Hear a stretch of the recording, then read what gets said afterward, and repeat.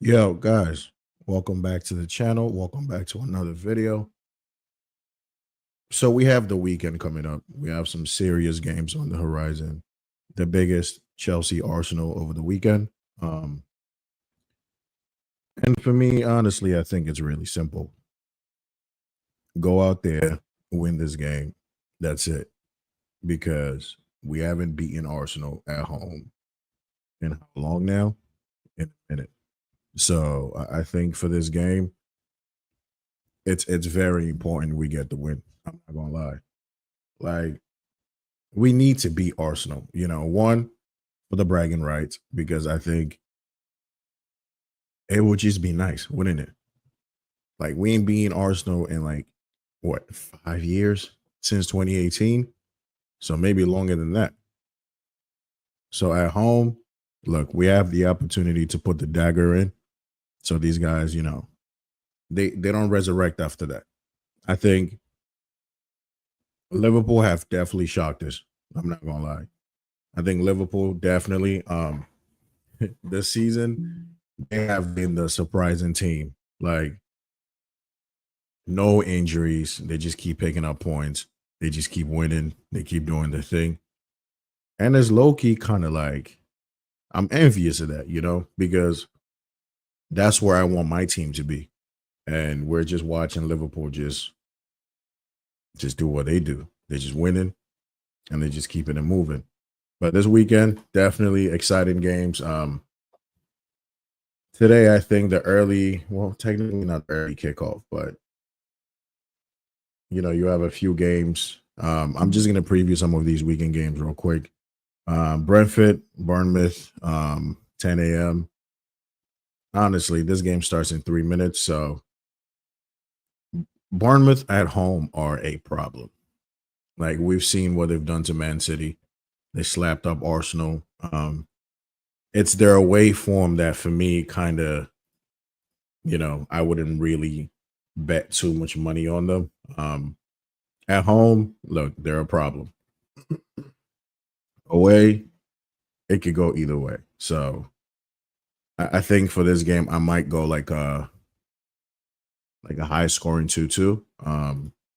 This looks like a game that has 2-2 written all over it. So I think I'm gonna go high scoring 2-2 for this game. Crystal Palace, Fulham, Palace at home. Fulham are in decent form as well. Um, I think what last five Palace have 2 losses, 2 wins, 1 draw.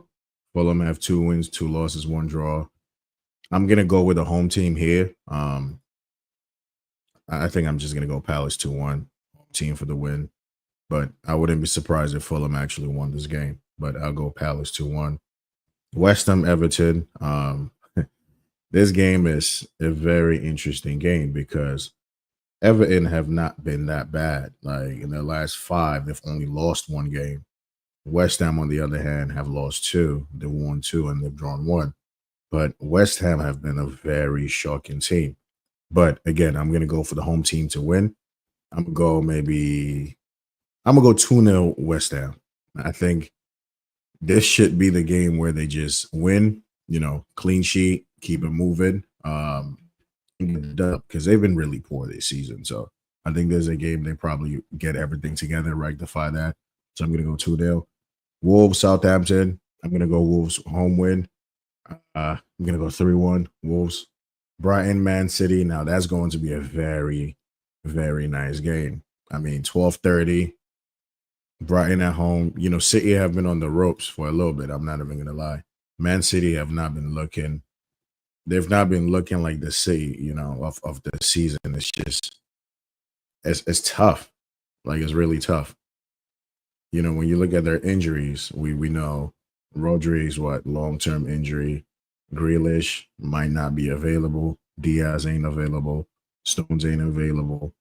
Um, and these are big misses, man, because I mean De Bruyne is back. So for this game, De Bruyne has to start, but Brighton have just been really good this season. Like they've carried on from whatever they were doing last season. They've been playing their way. They're playing their game. They're not scared to take the game to anybody. against Wolves. I mean, that game they really should have won that game, to be honest. Against Liverpool, they were in it for a long time. To be fair, um, till Mohamed Salah just Salah does what Salah does. That's just the reality. You're always going to be punished when you have people, like Salah on an opposition team. And Brighton really could have been like they really could have been away. They could have probably gotten something out of that game, but they just didn't take the chances enough, and it came back to bite them in the ass. So this game last weekend, I predicted City to lose. Right? I went. I think Bournemouth were going to beat Man City 2-1. They did lose 2-1. In this game, it's crazy for me to be sitting here and saying I don't see this being a very easy win for for City. Now, if Brighton had like Joao Pedro and all of that good stuff, I might have just said, you know what, maybe they might have an opportunity, but I think they should still have enough to like really trouble Man City. Maybe Lewis Dunk not playing might be a big of an absentee. Webster's also not playing as well. Mente. So they also have some big injuries. I think I'm just going to shade this Man City to win 2-1. This is just me trying to be like really nice to Man City. Like, there's no reason I should be predicted them to be winning this game, but I think I'm just going to go Man City to win this. Um, and it's just surely they have to win. Man City have now lost what? They've never. I don't think they've ever lost 4 games in a row. So if they lose to Brighton this time, I don't know, bro, it's going to be a serious, serious problem.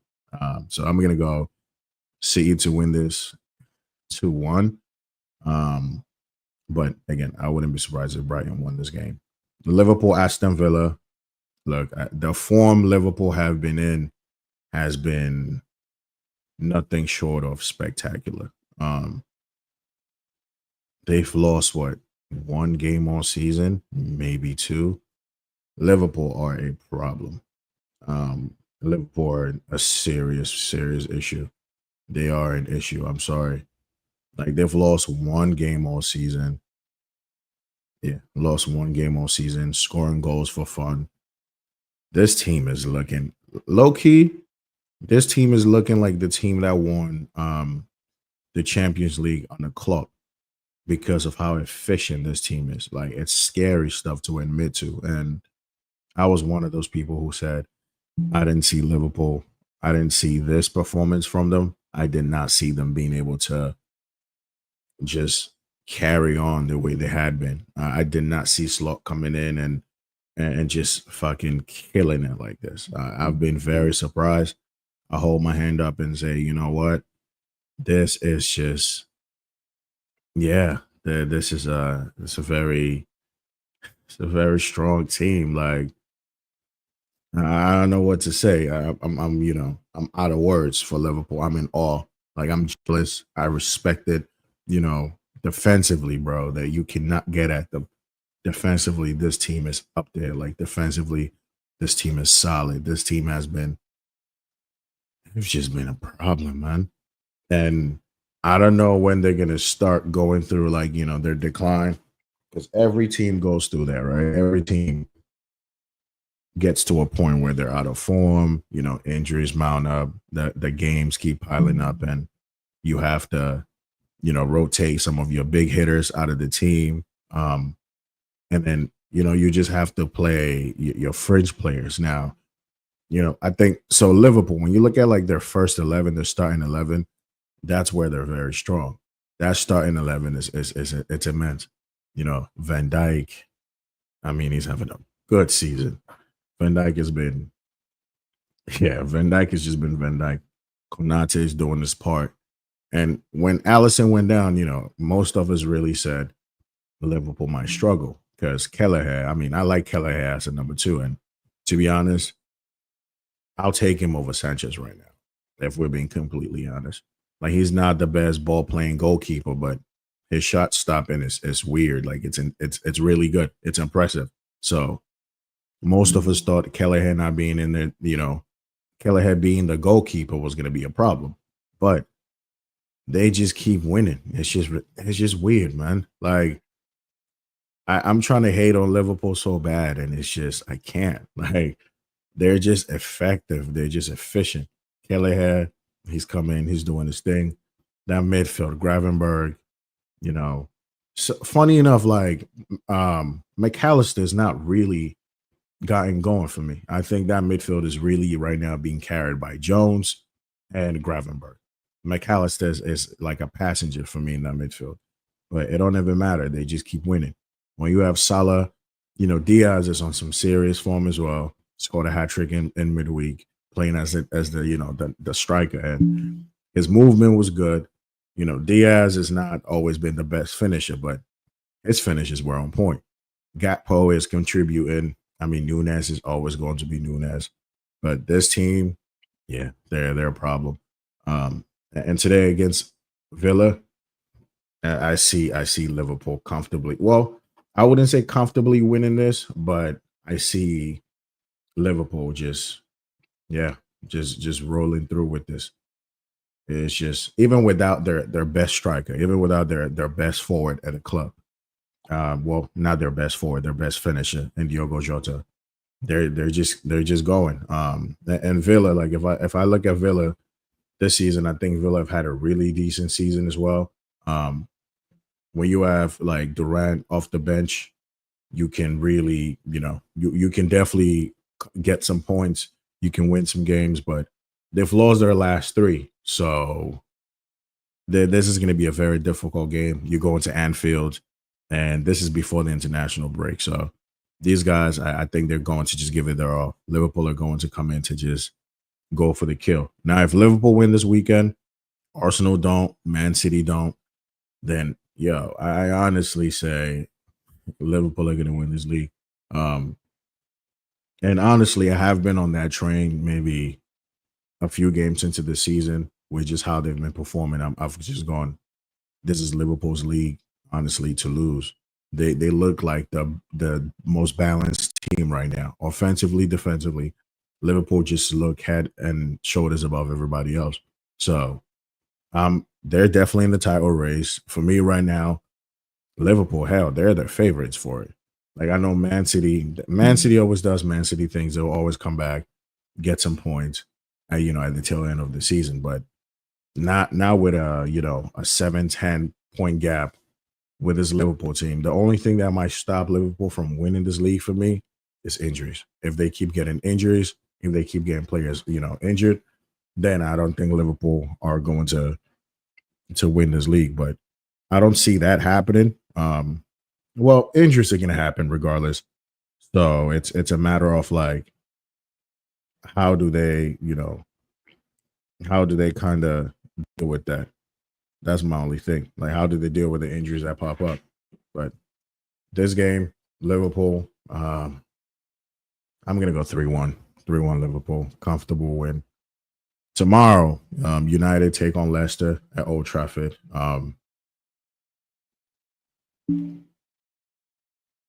I think it's just gonna be the same old United, to be honest. It will be very interesting when Amarin comes into the club though, because see, with Rue taking over, right?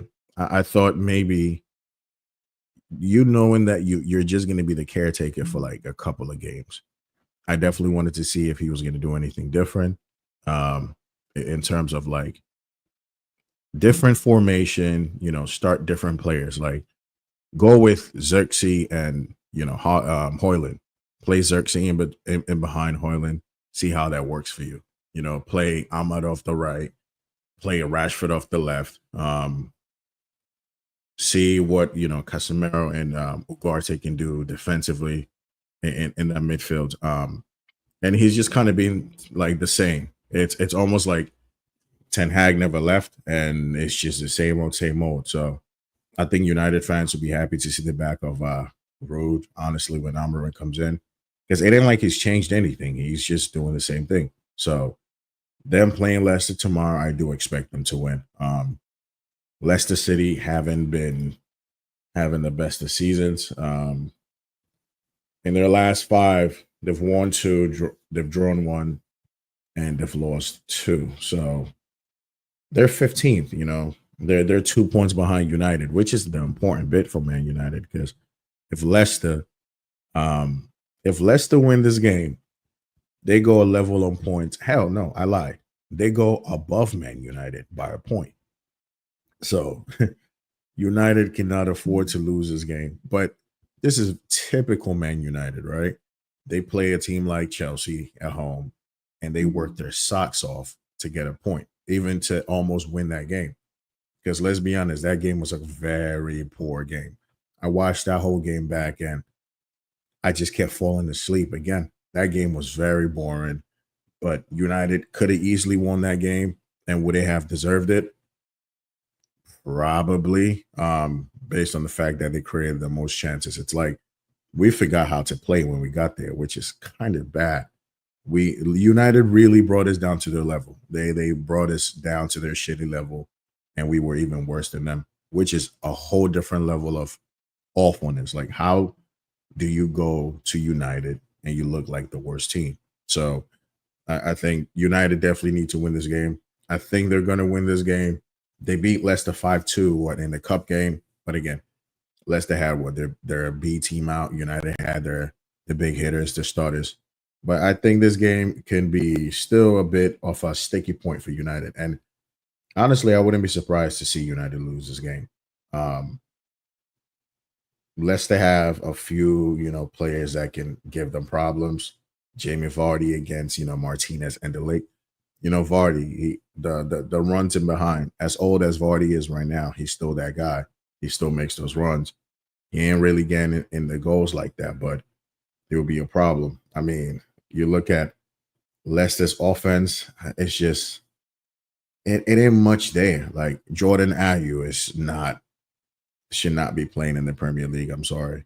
Like that's my countryman, but he doesn't score enough goals for me. Are offensively doesn't really contribute nothing for me. So I don't see how much of a problem he's going to cause Dallo on that side.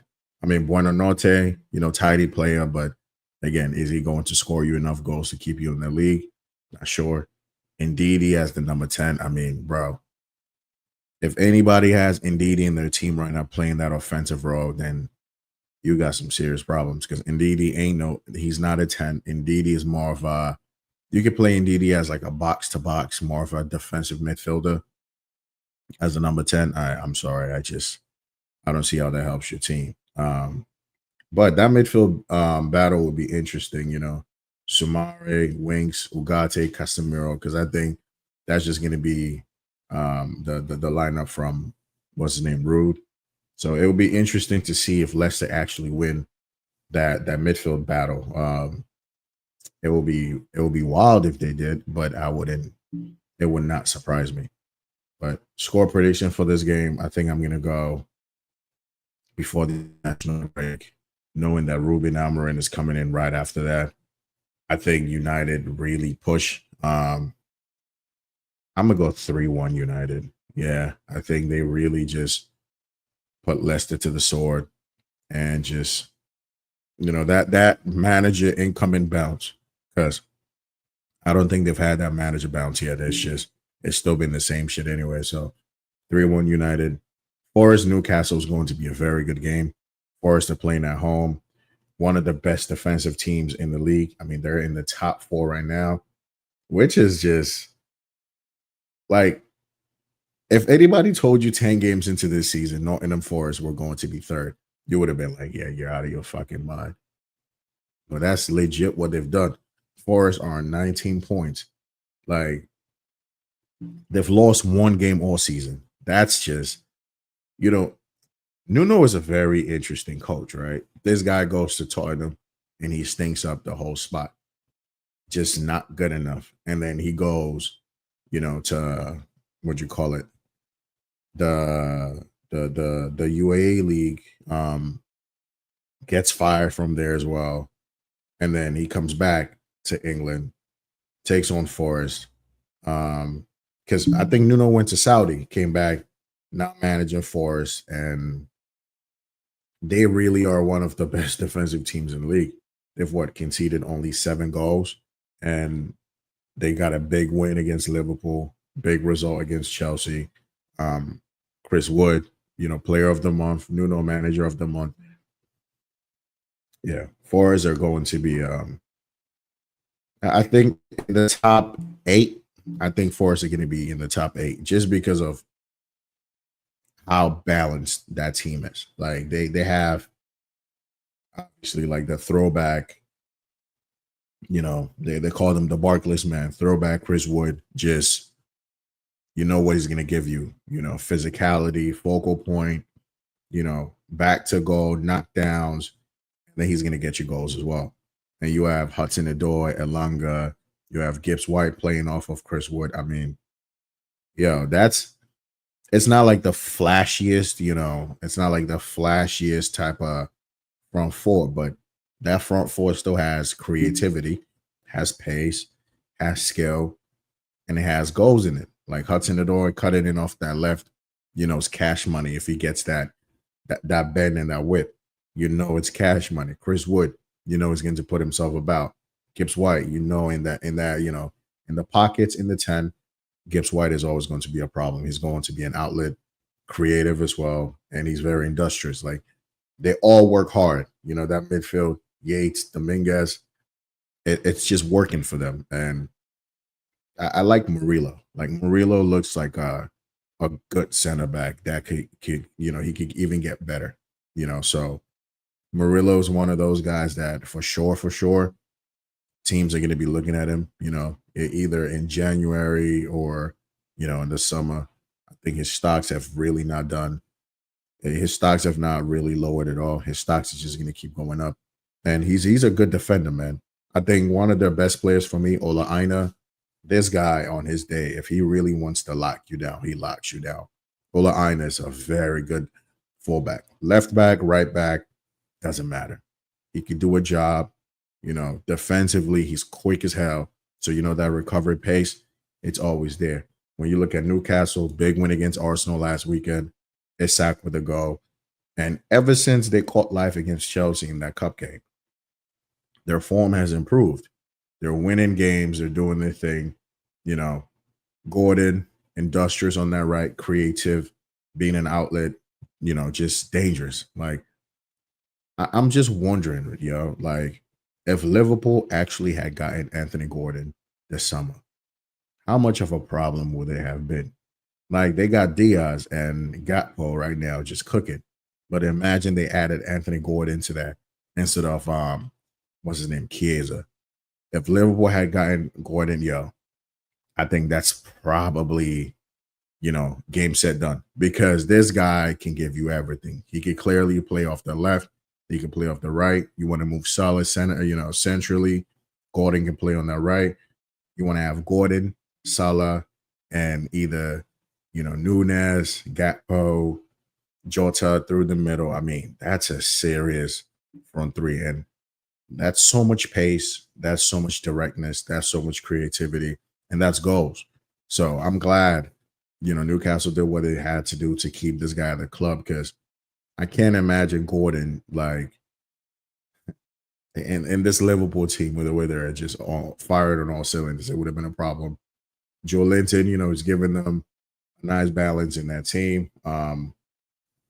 So tomorrow's game, honestly, I think this game you could see this game really ended in the draw because of how strong both teams are. Defensively, you can say. You could say Forest are a bit stronger defensively than Newcastle, but I think Newcastle do have the offensive, capability. But I think Forest being at home is going to give them the boost. I don't want to see Forest win. Like, I'm sorry, I don't want to see Forest win because why? Like, if Forest win this game, they're going to be in the top 4 for the next 2 weeks. Like, nah. No.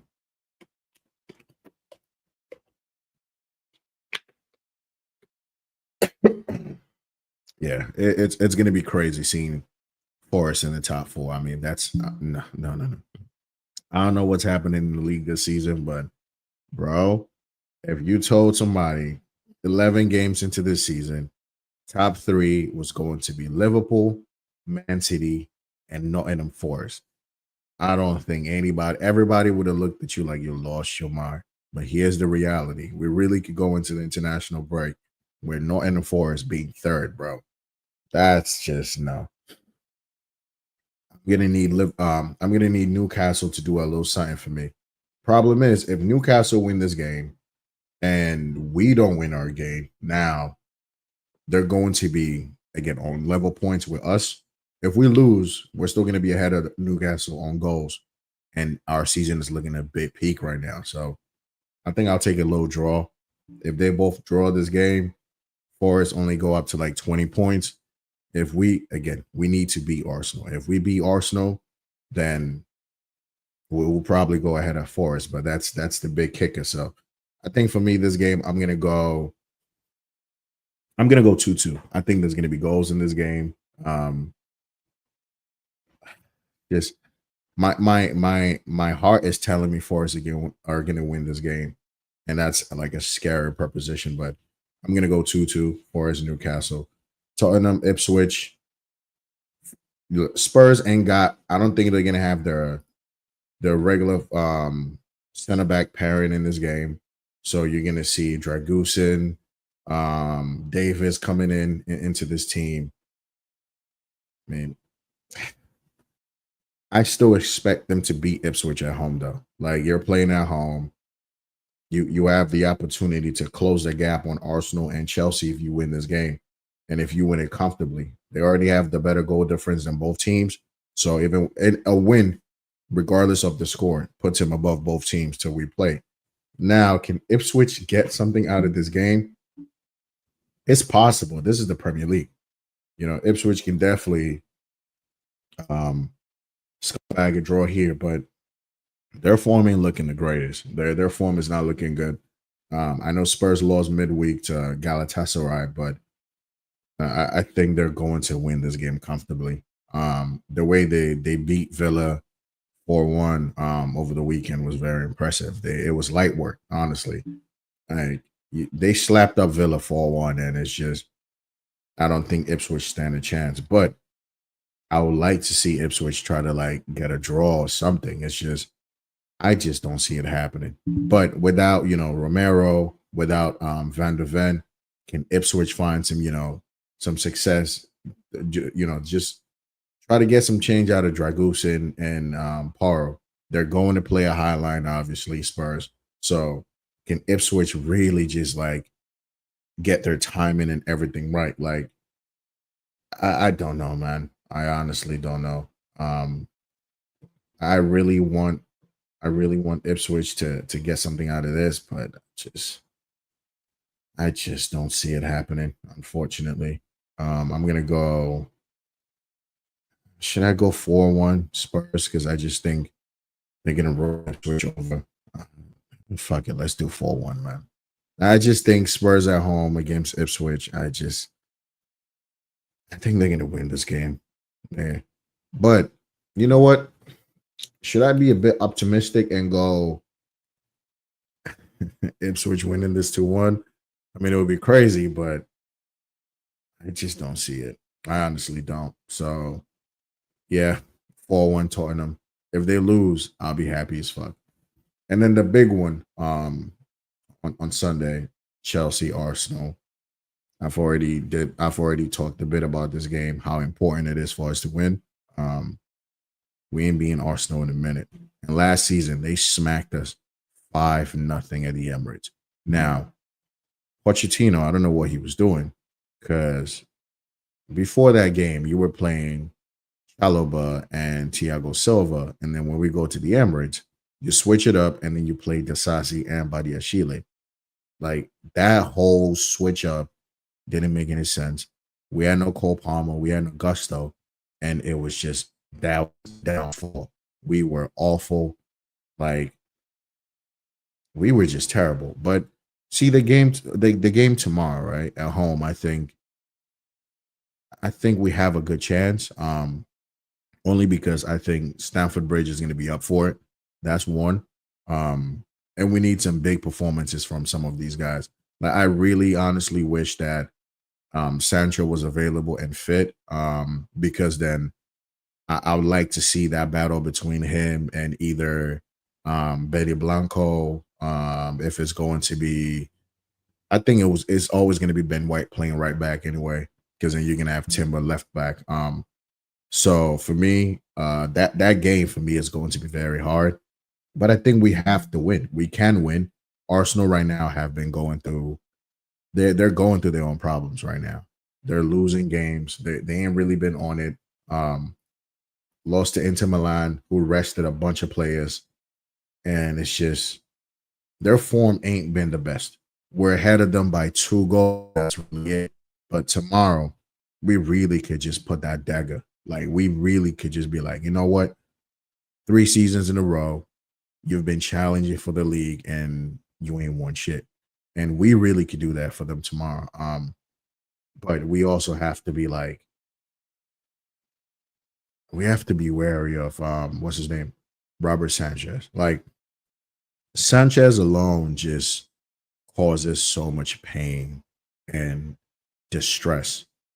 Like when Jorgensen, for me, I would have been playing him in the Premier League games only because out of the two of them, he makes me a bit less anxious. Like Jorgensen makes good saves as well, and it's just there's a calmness about him that Sanchez does not give me. And I still, up till today, like I don't understand why Sanchez does what Sanchez does. It's weird because it's like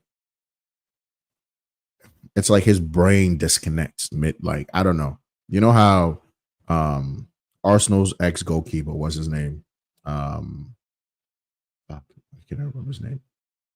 The guy they got rid of for Raya. I can't forget his name right now. I think I can't remember his name. He's playing for Southampton. But he said, yo, I lose focus and I lose concentration during games. And I honestly think that's what Sanchez goes through. I think Sanchez really just be like he blacks out. I don't know. I don't know how to explain it, but that's what it just looks like. It's like explain it. It's just like his brain just freezes almost. It's just it makes no sense. But if we're going to lose a game tomorrow, it's going to be because of Sanchez. If we're going to concede some dumbass chances, it's going to be because of Sanchez. And I don't want to see that, you know, like I genuinely don't want to see that because this guy just stresses me out. He just, I don't know. Like, it's just, I don't know, bro. Like, we've been trying to understand why this happens, and there's no explanation for it. But he's going to start tomorrow, and I'm begging him, I'm begging my God, please, this guy should just be focused.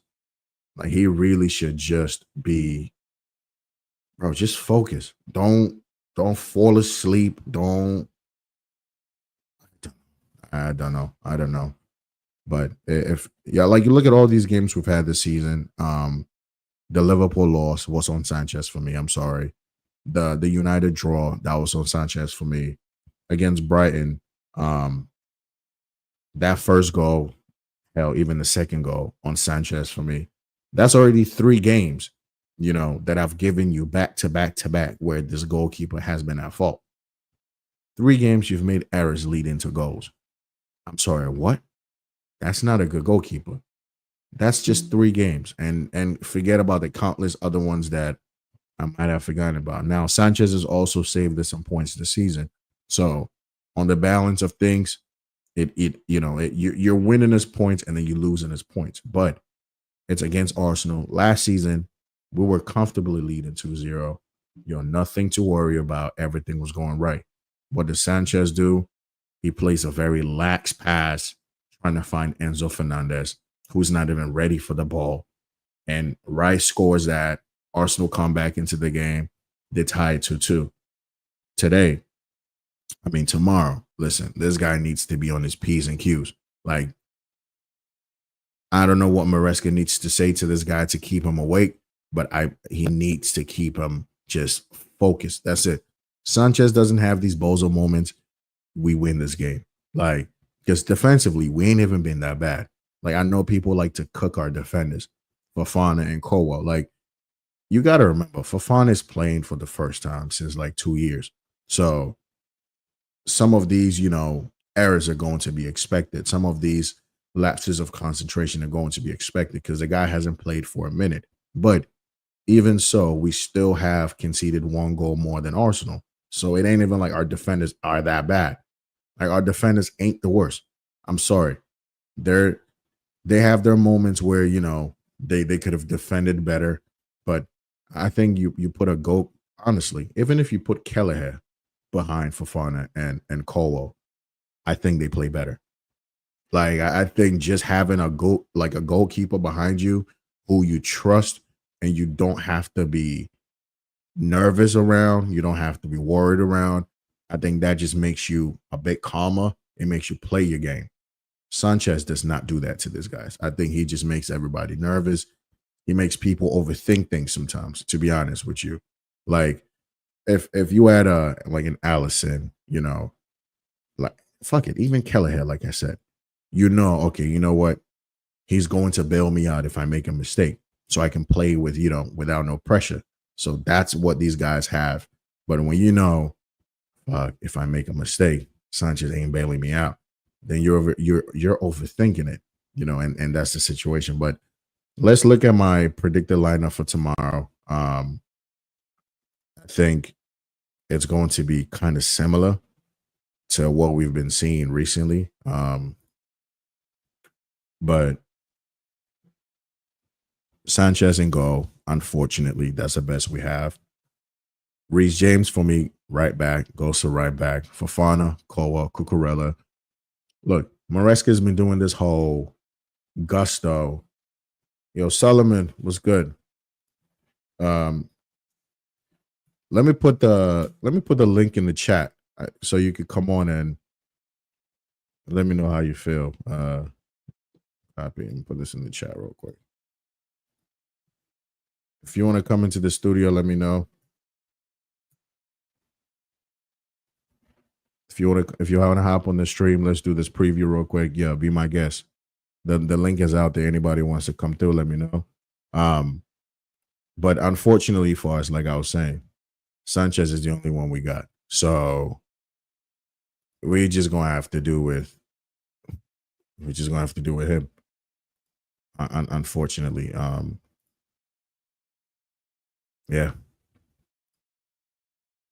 That's just the unfortunate situation. Give me 1 second, people. But yeah. I was saying about definitely, bro. Definitely.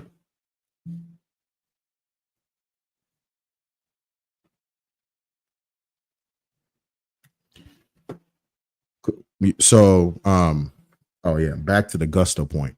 Maresca's been doing this whole gusto left back or gusto right back, Reece James left back. And I can speak for most Chelsea fans. We don't like that. We don't like that shit. It's not working. It's not good. Stop it. Let it go. Like let it go, bro. Let it go. You run that against Man United. You run it against Liverpool. Let it go. I don't know what you know what Cucurella having that Cucurella being suspended against Liverpool was really the birth of that whole gusto right back, left back, and it just went to shit. I'm glad that, or I'm hoping that United game was the end of that nonsense. Like it's not working. Stop trying to shoehorn it into that. Stop trying to shoehorn into that. And even with like James, for me, I've seen James invert and I'm not feeling it either. I think the best person who inverts in that role for me is Cucurella. He plays it better than anybody else. He understands it better than anybody else. In that role, I think he's the most intelligent guy we have. And he has the understanding, he has the tenacity, he has the aggression to play that role, the recovery. Like Cucurella is that guy for that role. So I don't want to see Gusto there. I don't want to see James there. I'm tired of that. We don't like it. It's not working. Just leave Cucurella over there. You don't want James to bump up and down. No problem. he becomes that extra center back. Cucurella can, invert into midfield, and your job is simple. If Cucurella inverts, you can push Caicedo up a bit, give support to Noni on that side. Palmer gives some support to Neto. Cucurella, Lavia, that forms your base, and you keep it simple, bro. Then you still have partnerships all around the pitch. I understand. We don't know if James's hamstrings can hold up to all of this. So, all right, no problem. Play Cucurella. You invert Cucurella next to Lavia. You push Caicedo up. Now Caicedo supports Noni. You got Palmer and Neto having that relationship over there. Palmer, Jackson, Madueke. And then, you still keep it moving. So your midfield, obviously, has got to be Caicedo. It's got to be Lavia. It's just the balance these guys bring us is insane. Now, there's been a few games where like people bring up these stats about when Enzo starts, we score more goals. When he doesn't, we don't score more goals. I mean, it also could do with the fact that Noni has really been out of form for a minute. Sancho hasn't played in a minute because when Sancho plays, we have that creativity, we have that outlet as well. Noni really, for me, if Sancho was fit for this game, I would have dropped Noni from the starting 11. I think it's gotten to that point where Madueke needs to do better. Like the thing we know you for is taking on your man, beating your man. You ain't been doing that consistently enough. Since you scored that goal against Forest, you've gone into hiding. Like you've been hibernating. And we can't afford that. You can't do that. Because like Noni has to also understand, bro. Like your position, you got Neto that can play there. You got Sancho that can play there. You got Palmer that can play there. So your competition is already tough. You need to be that guy. I know Maresca is always going to play Noni, clearly. Maresca is looking like he has favorites. So Noni seems to be one of the guys who's one of his favorites. And for, good reasons. He's scoring, but the defensive aspect of the game is really developed at the season. So he helps defensively. He's tracking back, trying to win a tackle. And then on the counter, Noni's very dangerous. But the last couple of games, he's been very meaty and he's been very mediocre. So I think he has another opportunity right now, only on the basis of that, Sancho is not playing. I don't think Maresca is going to trust Mudryk yet. But, and I'll touch on that point in a little bit. But Noni needs to have a good game. Like, you're going to come against Timber, which, to be honest, Timber is a very good defender. I've been impressed with Timber when I've seen him play left back. So Noni's going to have his work cut out for him. Like Timber is not no slouch, like the guy, he's got the recovery pace as well. He reads the game really well. His tackling is good. His positioning is good. And he's very aggressive as well. So for Noni to beat Timber, he has to be on it. Like, has to be on it.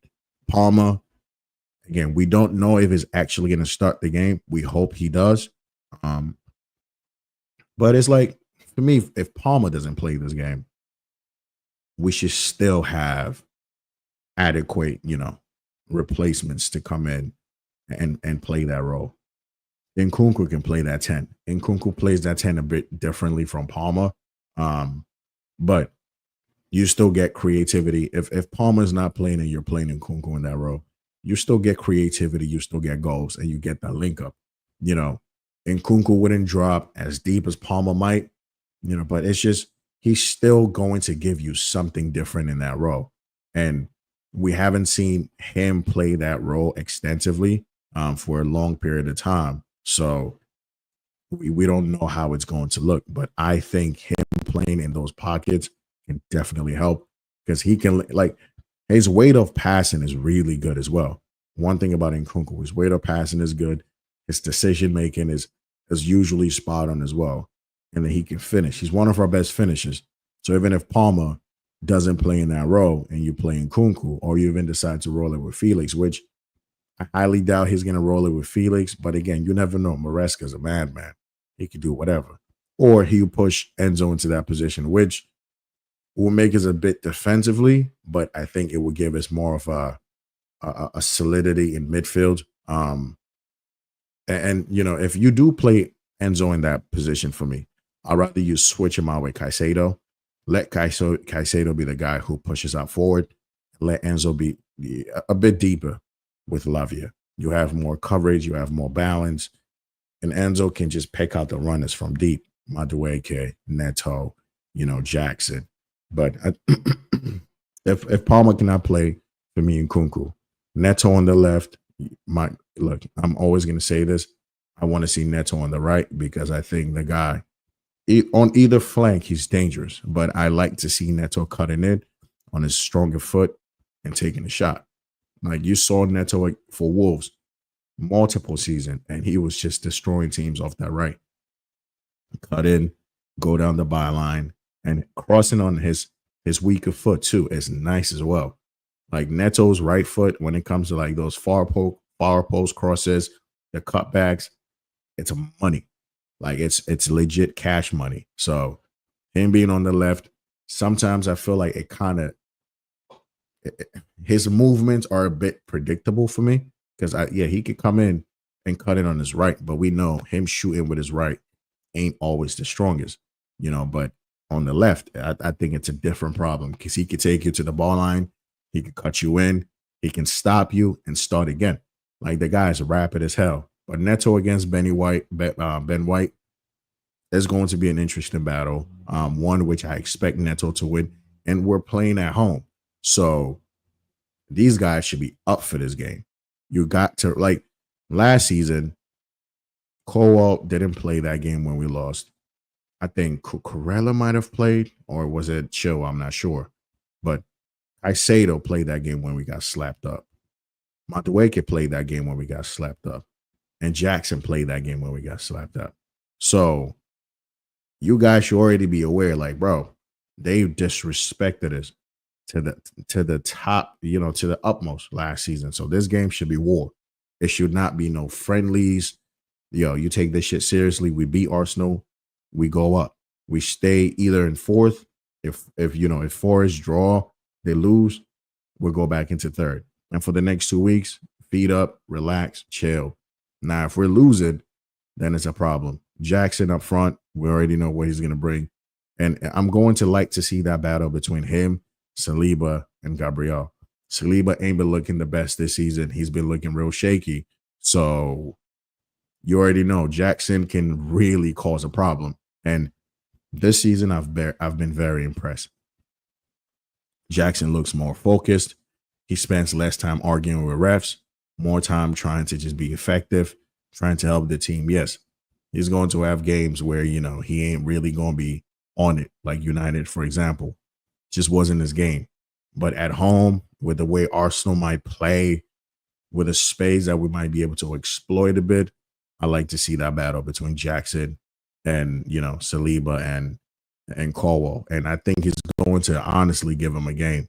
But this will be the lineup. Now, see, I had an interesting idea where I wanted to do, I'll show you in a minute. I wanted to do this.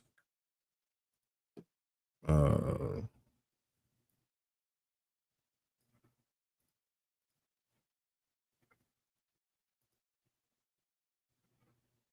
so for me, I wanted to do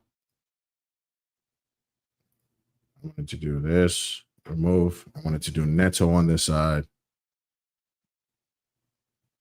Skip the ad. Sorry. Neto on that side. Done. And I wanted to do Mudrik on this side. I wanted to do Misha on that side. But yeah. So for me, this would have been my lineup. One sec, guys.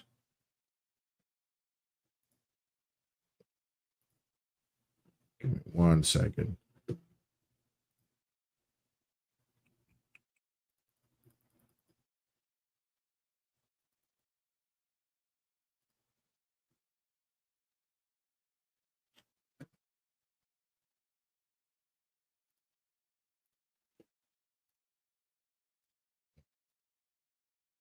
So this would have been my alternative, right? Because I think Mudryk has done enough this season to warrant a start. And let's be honest, he scored 2 goals in the Conference League. He has 5 assists. But then when you look at his performances in the league, when we played Forest and he came in, he played that lovely ball over the top for Jackson. Jackson couldn't finish. When he came on against um which team was it? No, was it Palace? I'm sorry. When he came on against Palace, he played that lovely ball for Jackson who couldn't convert. Against Forest, he came on, put that cross, that like the ball of the game to Nkunku who couldn't convert. And then even in the Conference League, you've seen him create several chances for Nkunku who can convert, for Felix. I mean, this season I've seen a very drastic improvement in this guy's game. Now, will Maresca trust him for that? Probably not. But why not? The guy's riding off a high. He just scored that banger, against Noah. Yes, it is Noah, but it's important that, someone like Mudryk just builds his confidence, and he's doing the simplest things, very simple right now. He's running at his man. He's putting in cutbacks, far post crosses. He's been effective this season. In how many minutes? He's been doing his thing. If Maresca wants to run it with Mudryk against Ben White, I'd love to see that. I would love to see Mudryk with that directness against Ben White. He really could easily win like dangerous fouls. Mudryk could get a penalty. Like, it's just, you can see the confidence. You can see just he's learning the fundamentals. And it's been very impressive to see because this guy has been catching a lot of smoke for like the last year, and rightly so, because he really used to play like he was brain dead. And this is with the utmost, like, respect. He used to play like he just didn't know what he was doing. But in the last couple of months, in his last appearances, this guy honestly has been one of our better wingers. Mudryk legit has been better than Madueke, in my opinion. And most people might not agree, but he has actually played better than Noni. So he could really, really, really get a start in this game. Now, another interesting thing I saw was, I saw this on Twitter where this was going to be, so this was going to be Noni, right? And this is if Palmer can't play. This will be Mudryk in the 10, right?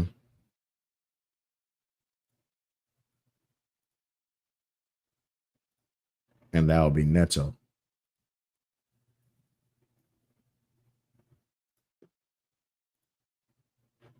So now your front four kind of looks like this. Look, I'm gonna be honest. I don't see Maresca ever doing this, but this would be very interesting to watch because remember, last season, a few times when Mudryk played centrally, we thought, yo, this guy actually has something centrally because his passing is good, and that's one thing about Mudryk as well. Even when he's been awful, you cannot take away the fact that this guy can actually pass. Like, especially his reverse passes to the strikers, it's usually on point. Like, one of his strongest attributes is that. So if Palmer cannot play, you don't want to play Enzo in that role, and you want to put a different bit of like variation in that. Mudryk also does play that link up as well. Like, he's a link up type of winger. Like, he cuts in, he links up with a striker, the 1-2s, and then he's gone. Mudryk in this role could be a serious problem as well because you have that directness just driving through Arsenal's midfield, which tomorrow I think it's honestly going to be Thomas Partey. They might force Rice to play. And if he does, he's playing with a broken toe. So advantage Chelsea. Caicedo and Lavia can just be on him. The minute that game starts, step on his toes. Like, legit. The minute the game starts, step on his toes. Test those toes out. See how they about to go. If he can't handle it, then he's not going to be able to go into these tackles. Like, a lot of these 50s, he might be pulling out of. But, the minute the game starts, step on his toes a little bit. See what's up with that. So I think tomorrow, their midfield, Might be Partey. It might be Odegaard. Look, Odegaard is fit. I expect Arteta to play him. Partey, Odegaard, Marino. Should we be winning that midfield battle? Absolutely. One, Thomas Partey is a grandfather right now. Plays sometimes like a grandfather, but he's actually been one of Arsenal's best midfielders. So I'm not even going to talk too much smoke. But Lavia, Caicedo against Partey and Marino. We should be winning that midfield battle a lot easier. Now you want to add, a Mudryk centrally, which I don't see happening.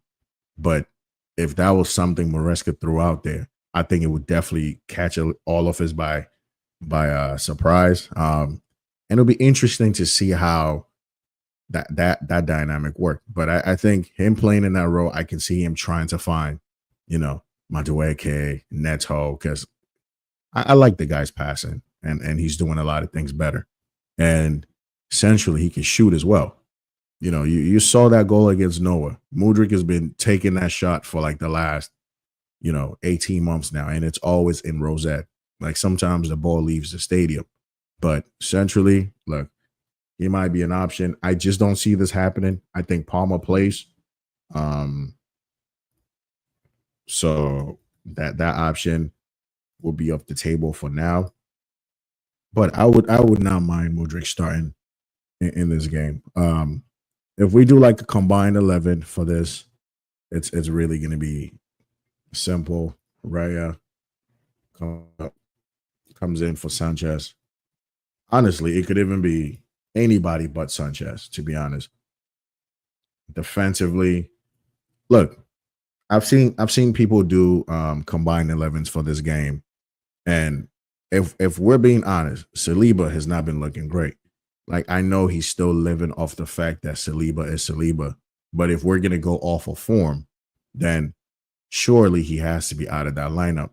Now Fafana is not going to be most people's pick, so it's going to be Colwell in that position. But just for argument's sake, I'm gonna go Timber right back, only for the James hasn't played enough.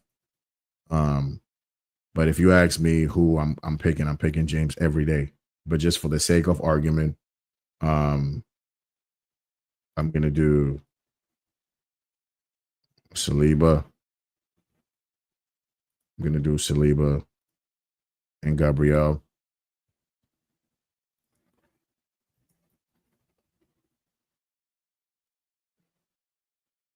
I honestly would have put Colwell in there instead of Saliba because I think over the season, Colwell has been slightly better. Saliba's been sent off. He's had very shaken. Um, you know, appreciate that, Solomon. I always appreciate you coming through, man. I appreciate the support as well. Always love, bro. Um, but what was I even gonna say? I would have put Cole instead of Saliba, but just for the sake of it, I'm gonna leave that. Now the midfield. See, Thomas Partey has been Arsenal's best midfielder, so it's normal for you to just go Caicedo, Partey. But then with the way Lavi has been playing as well, I would like to have both of these guys in that midfield because think about it. I've just given you Saliba and Gabriel. Saliba ain't been on top of it like that. He's been real shaky, but on the balance, like if I asked you right now, would you take Partey or Lavia? Who would you go for? I mean, Lavia's been playing and has been on form. And we're talking about players who are available for this game. So for me, my midfield, I'll leave it Lavia and Caicedo. This will be the change I make. Saka comes in here. Bukayo. I know Rant likes to call him Oluwa Milner, which is a very funny name. But for me, this will be it. Honestly, this is the combined 11. Ryan go. You have Timber for me right back. Saliba, Gabriel, Cucurella. My midfield will be this: Caicedo, Lavia. My front four: Saka, Palmer, Neto, Jackson. Um, and that will be it. Now, with a team like this, if this is an actual team that, say, like, this is Arsenal's team, let's say this is Arsenal's starting 11, I honestly think this team is still fighting for the league right now. I think they're in a better position. Um, just because defensively, Timber is hella solid. Saliba is a very good defender, a very, very good defender. Gabriel, he's been carrying Arsenal for a minute now. Cucurella, like, from that back four, you have the control, you have the Rolls Royce, like they call him Saliba. You have the calmness in there. You have Gabriel, who's going to be, for me, the leader in that back line, going to orchestrate everything, let people know where to be. Fullbacks, Cucurella, Timber, bro. You're going to have a tough time trying to beat this team down. And then in front of them, you have Caicedo and Lavia, which, see, the beautiful thing about this combined 11 is they wouldn't even have to do that much defensive work. You get to see the best of Caicedo and Lavia when it comes to their press resistance, their forward passing, the line breaking passing. This team would be a very nice balance defensively. And then now you just let Palmer, Saka, Neto, and Jackson express themselves. Palmer in that half space, Saka likes to combine with Odegaard. Palmer in that position with Saka is going to be cash money. Saka is one of the really strong and one of the best wingers in this league. I still don't want to call him world class yet. For me, usually when it comes to that conversation, I like to see people add winning, to that. I want to see you pick up some silverware, like you consistently delivering, the goals, assist, and then based on everybody who plays in that role, if I got to pick somebody out, I can pick you out and say, you know what, he gets goals and assists as well, and look at what he's won. I don't just want it to be like, yeah, you just get goals and assists, and then you're not really taking your team over the line. You're not crossing that line. You're not dragging them through some shit. But Saka is one of the best wingers in this league, and him and Palmer will have so much fun. Neto on the other side, because let's face it, Arsenal's left wingers right now are just not the best. Martinelli's not going to get into this team. Sterling cannot even play against Chelsea. That's one. And even if he could, that's one of the worst businesses that was done, honestly, in the last window. Sterling to Arsenal was pointless because, one, you're not even playing him anyway. So that will be it. And then you got Jackson up there to just tie it all up. Jackson combining with Saka will be something you would like to see because it will be interesting. I think that combo will definitely be interesting. But this is my combined 11. Let me know what changes you make. I think this team will be very strong, honestly. If you had this team, and like I said, if this was Arsenal's team, I think they challenge for the league. Like, they really are toe-to-toe with Liverpool right now because you're not going to concede a lot of goals, especially with Saliba and Gabriel. You add in the two fullbacks, you add in that midfield in front of them. It's tough. It will be tough to break this team down. And then you have goals in abundance. Palmer can easily get you 17 Premier League goals. Saka will get you another 17, 16. Jackson will get you anywhere between 12 to 15 Premier League goals. Neto might chip in with like 5, if anything. Caicedo might do 1 a season. Lavia might get you 1 a season.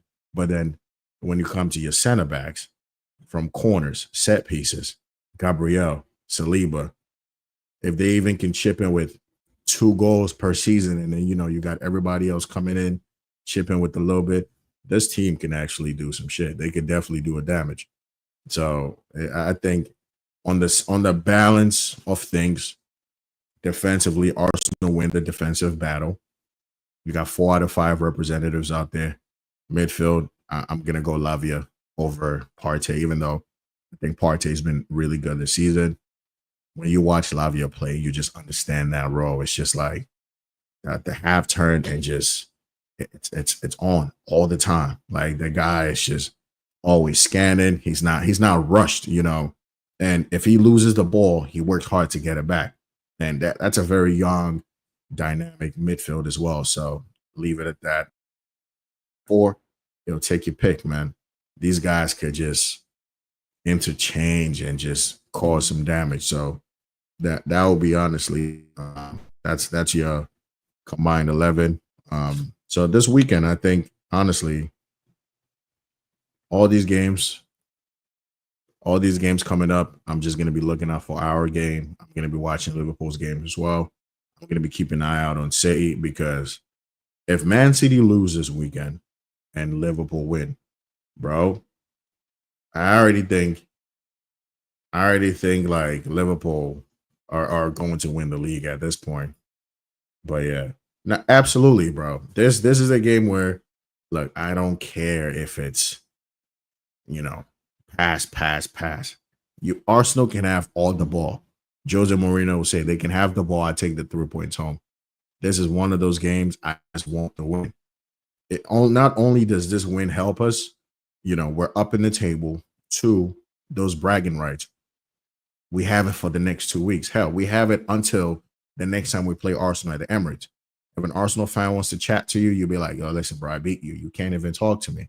That's just playfully, of course. But if we win, that's just what it does. Like, it really shows this team that, okay, we can beat some of these big boys. We can go there and not get embarrassed. One of the things I was thinking after United was, had we drawn to Liverpool, would we have won the United game? It's something that dawned on me, and I was like, you know what? It's possible because drawing to Liverpool, getting a point from Anfield, I think that already preps you and it keeps you kind of it gives you that feeling of I've overcome adversity because if Anfield wants to get loud, you hear it over the TV.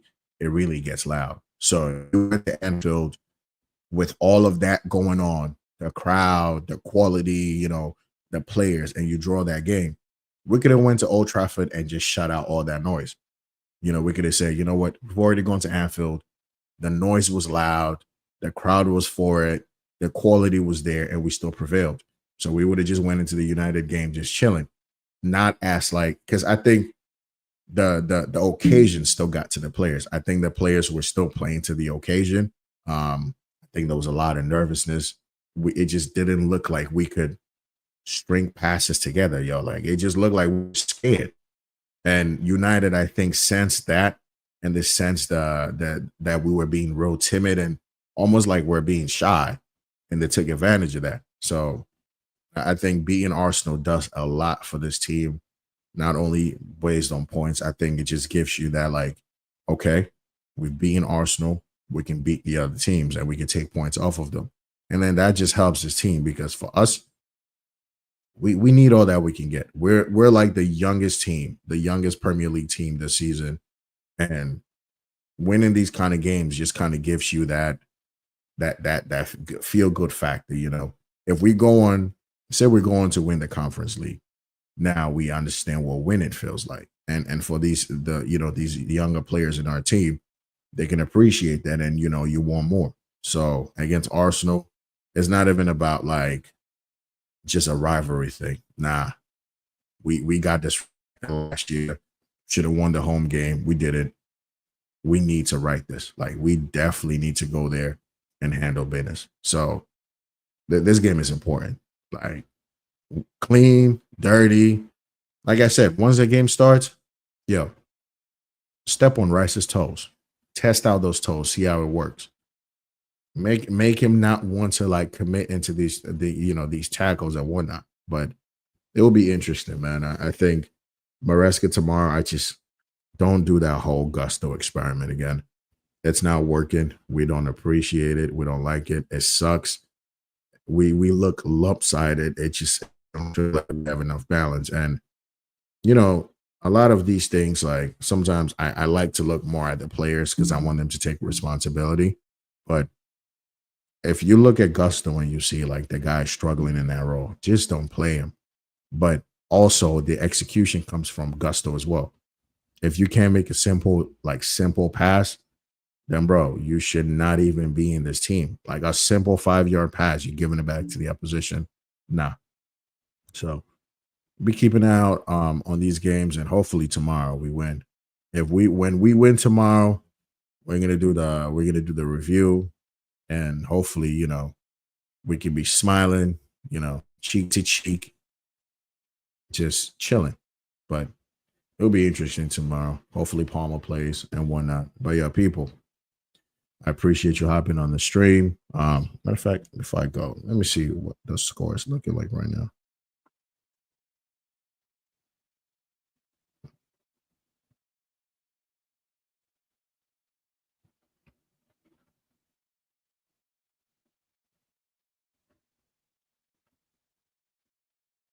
Yeah, it's 1-1 already. Let me see if some of the predictions I made are already starting to pop up.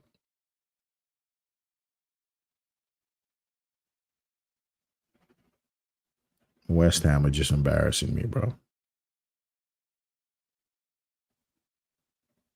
Unbelievable. Wolves are leading against Southampton, so yeah. Oh, Fulham are up one. Smith Rowe. Oh shit. Um, Arsenal definitely could have done with Smith Rowe in this role because he's been good for Fulham. Scoring goals, assisting, creating, and with the way they've missed Odegaard, like it's just been crazy. You miss one player and your whole team looks like they can't play together, which is it's kind of typeset, but they definitely could have done with the Smith Rowe.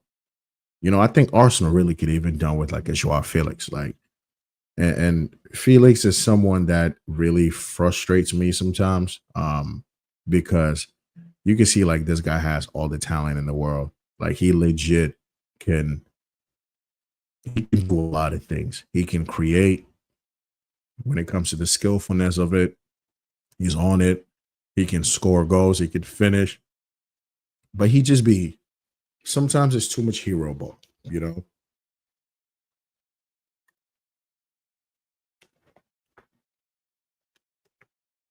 Sometimes he plays too much hero ball for me, which I don't really appreciate. Because it's like you could do things very simply. You could just keep it real simple and you're not. Like, you really could, and you're not. So but Arsenal could still have done with someone like that. Before I go, uh earlier this season I had this video out. I was predicting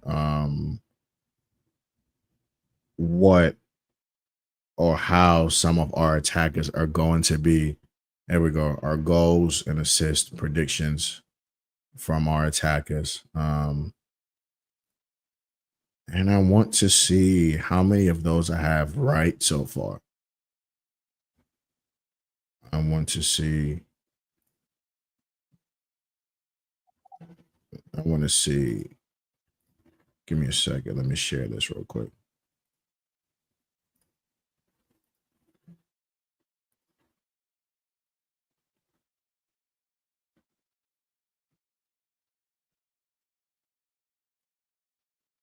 See how many of these I got right because I did say that some of these guys were going to pick up some. What you call it?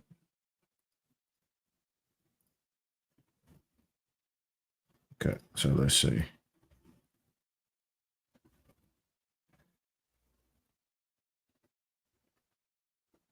So to have 10 goals and 14 assists. Um, uh, I mean, to be fair, I was thinking of like conference league as well. I was thinking of conference league. I was thinking of what you call it, the cup games and then the Premier League, right? So I I just went 10, 14, and so far he's gotten 3 assists, and it's Yeah, I don't know if he's gonna get 10 goals or 14 assists, but it was wishful, it was hopeful, man. I really thought that I thought he was gonna get it. Like I really thought Sancho was gonna play a lot of this conference league games. And honestly, if he had played some of these, maybe he would have had, you know, more assists in some of these games and not. But yeah, I think I really got this one wrong. So, but you know what? The season is still very early. 10 goals, 14 assists should not be anything too crazy for Sanchelina. So let's see. See, Noni, I went with 10 goals and 5 assists. How many goals does Noni have right now this season? Let's see. I could have sworn Noni has like 6 goals this season. Noni stats this season.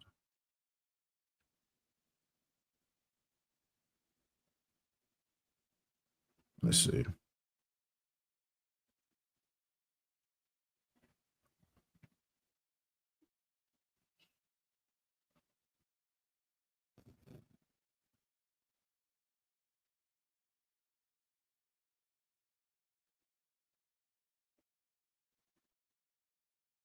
I know he has at least like 6 goals minimum. Let's see how many goals he has in total.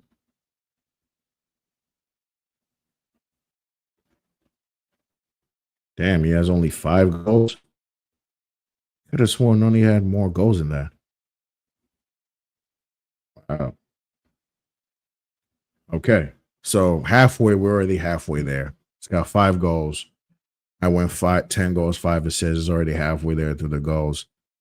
No assist yet. So we'll see how that pans out throughout the season. I'm just doing this before I wrap up the stream. Felix, I went with what? 10 goals, 7 assists. How many does he have now? Let's see.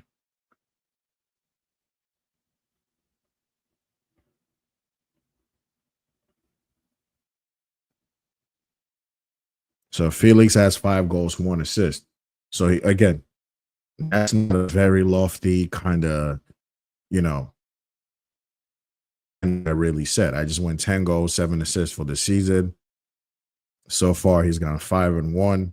So I think we have a lot of, uh, games. We have a lot of games to go for him to get 10-7.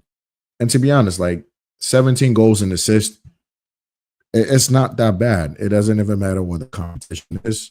It's just, can you get me 17 GA in the season? And if you can, sure. Mudrick has what? Let's see. Mudrick has 2 goals, 7 assists, 5 assists. He's already killed the assist that I set for him. He's already gotten 7 and 5. I mean, he's already gotten 2 and 5. So I'm pretty sure we're gonna get 7 goals this season out of Mudrick. And based on his performances last season, based on the expectations I had for him, I thought 7 and 5 was okay. But hopefully he breaks that. Get me 7 goals, get me 10 assists, get me 17 GA. I'll take that. I'll take that as well. But he's already broken the assist, so we're off to a good start. Let's see who else we went with. Now Jackson, I went 20 goals and 8 assists. Jackson has what, 6 goals now. He has 3 assists. So 5 more assists to go. 20 goals was all comps. And I think he should hit that, because I think once we start getting to like the latter stages, the conference league, Jackson is gonna probably come in, for Gil. They're gonna play Jackson, Felix, and Kunku. You're gonna see that whole combination out there. And with the way he started the season off, I don't see why he wouldn't get 20 goals. And I hope he does, honestly. I really hope he does. So we're looking like we're still on track to kind of get that. So now Palmer, I went 22 goals, 18 assists. So far, Palmer has 6 goals, 5 assists in all comps. So we still have some ways to go. And I know Palmer can give me 22 goals all in all comps. Like that should be light work. Last season, what he got, what, 37, 38, if I'm not mistaken. So I'm thinking 22 in all comps, 18 assists. Can that's like some level of consistency I want to see. Um, and I think we're gonna get that as well. Hopefully we do. Let's see. So with Neto, I went 8-8. Can Neto get me 8 goals this season? I mean, he can. 8 goals, 8 assists should not be for a player like Neto. Well, let's see.